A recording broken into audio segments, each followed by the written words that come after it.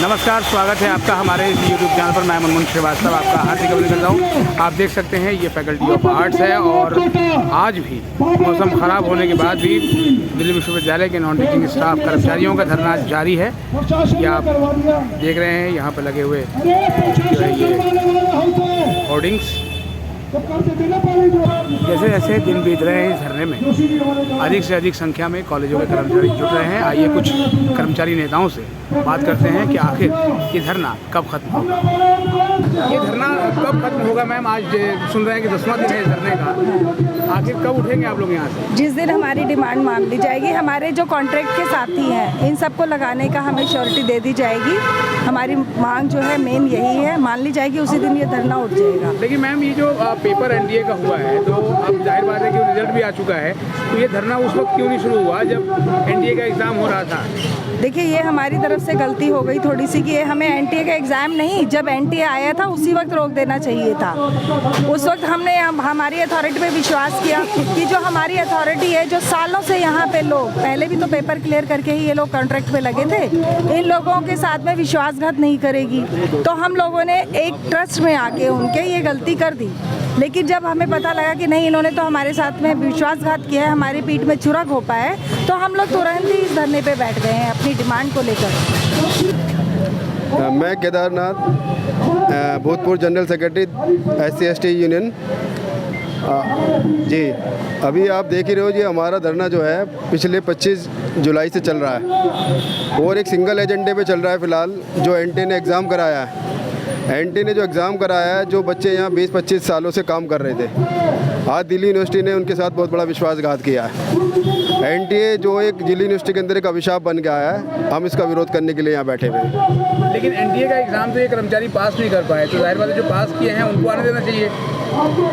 नहीं, एनटीए के एग्ज़ाम के अंदर बहुत सारी खामियां भी हैं। सबसे बड़ी खामी तो यह है कि इसके अंदर जो है PWD का रोस्टर इम्प्लीमेंट नहीं किया गया है, जो दिल्ली यूनिवर्सिटी को भी पता है। लेकिन एनटीए के एग्ज़ाम के अंदर अब जो 20-25 साल से यहाँ कार्यरत है, उससे बड़ी मेरिट क्या होगी? ये तो दिल्ली विश्वविद्यालय को खुद ही सोचना चाहिए कि यहाँ जो कर्मचारी काम कर रहा है वो ये उनके साथ विश्वासघात किया गया है। और मैं ये समझता हूँ कि जो दिल्ली विश्वविद्यालय का हमारा रिक्रूटमेंट सेल है, जब एक रिक्रूटमेंट सेल बना हुआ है तो उसने एग्ज़ाम क्यों नहीं कंडक्ट कराया? दिल्ली यूनिवर्सिटी को क्या ऐसी ज़रूरत पड़ गई कि एनटीए से एग्ज़ाम कराने लगी? वो या तो रिक्रूटमेंट सेल को बंद कर दीजिए। जब रिक्रूटमेंट सेल दिल्ली टीचरों के सिलेक्शन कर रहा है, टीचरों की भर्ती कर रहा है, तो नॉन टीचिंग के लिए उसको क्या परेशानी है? लेकिन आप ही कहना चाहते हैं कि एनटीए से एग्ज़ाम करवाया ही क्यों?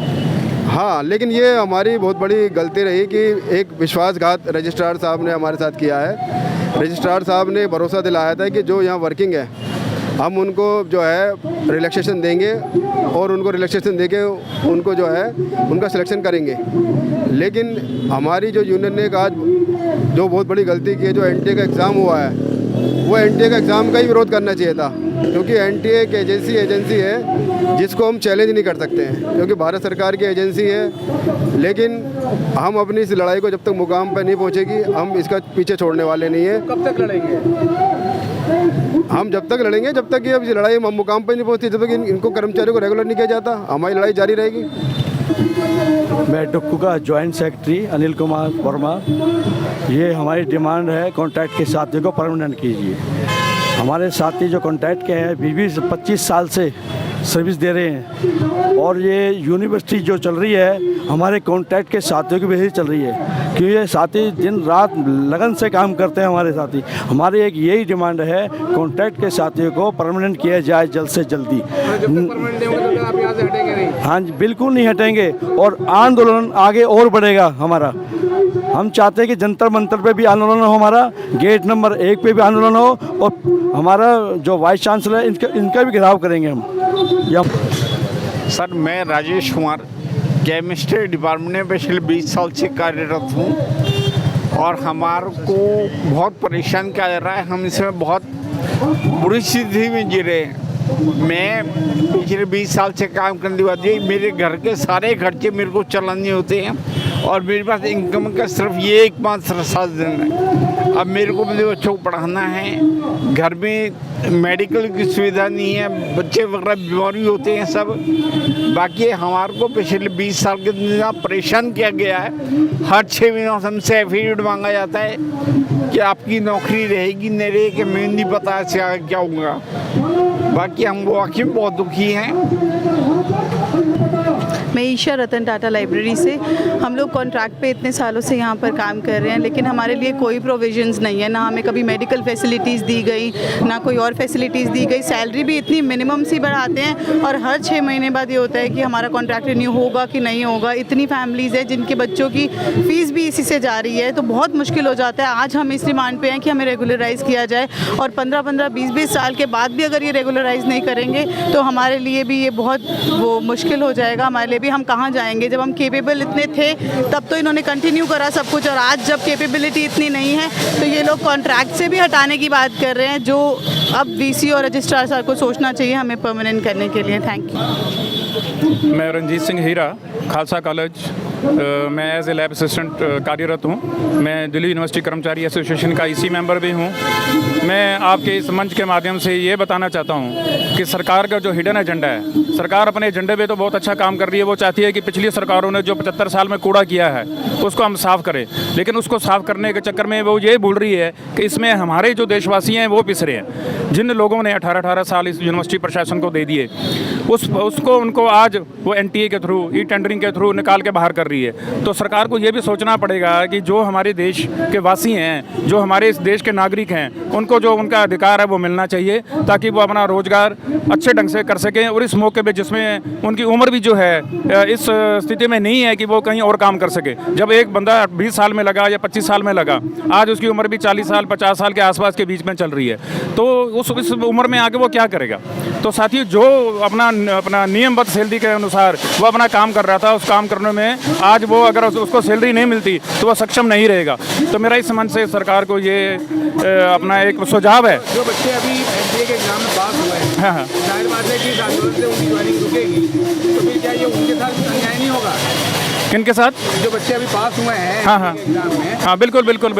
तो मैं देखो, मैं शुरू से इस एजेंडे पे ये बात करना चाह रहा हूँ कि सरकार जो नीति बनाना चाह रही है, सरकार को नीति बनाते समय ये देखना पड़ेगा कि उसमें अगर हमने अपने देशवासियों को लाते और पिछले जो हमारे अपना कार्यरत हैं उनको झटका लगता है तो भी नुकसान है। आने वाले जो नए आएंगे तो सिलेक्शन कमेटी के थ्रू पेपर पास करके आए हैं, अगर उनको नहीं रखा जाता तो भी दिक्कत है।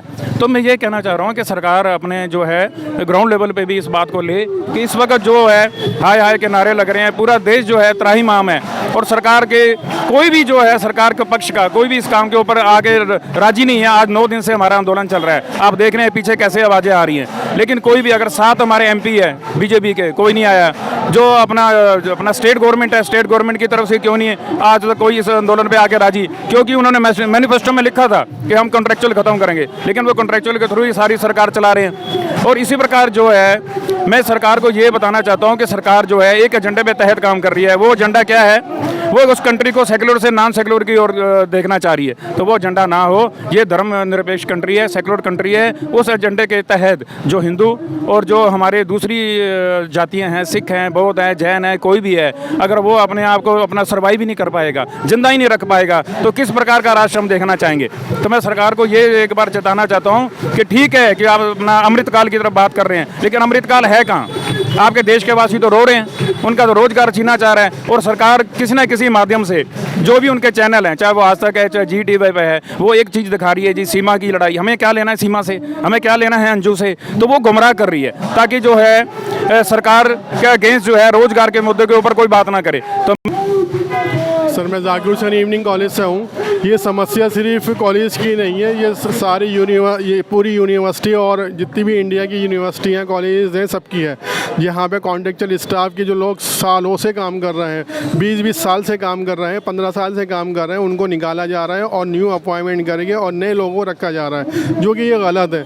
क्योंकि वो लोग जो है उसके बाद अप्लाई भी नहीं कर सकते क्योंकि वो ओवर एज हो जाएंगे। लेकिन ये आज हमारे कॉलेज जाकिर हुसैन कॉलेज के अंदर भी कई लोग निकाले गए हैं जो 15 साल से काम कर रहे थे, अब उनकी जगह नए अपॉइंटमेंट हो चुके हैं। इसलिए सरकार को देखना चाहिए, इस पर थोड़ा सा ख्याल करना चाहिए। जो लोग 15 सालों से 20 साल से काम कर रहे हैं उनको कंसीडर किया जाए, उनको पक्का किया जाए। यही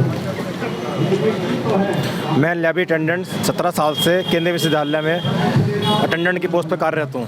तो 17 साल में हमने जीवन यहाँ दे दिया, उसका आप टेस्ट कंडक्ट करा, उसमें एक बच्चा पास नहीं हमारे 109 की स्ट्रेंथ में, और लेबोरेटरी में 152 बच्चे काम करते हैं, उसमें एक बच्चा पास भी नहीं। क्या इतने ठंडे इतने अनपढ़ हैं हम कि एक बच्चा पास भी नहीं, और सारा बच्चा सारा बाहर का पास करा इन्होंने यूनिवर्सिटी ने।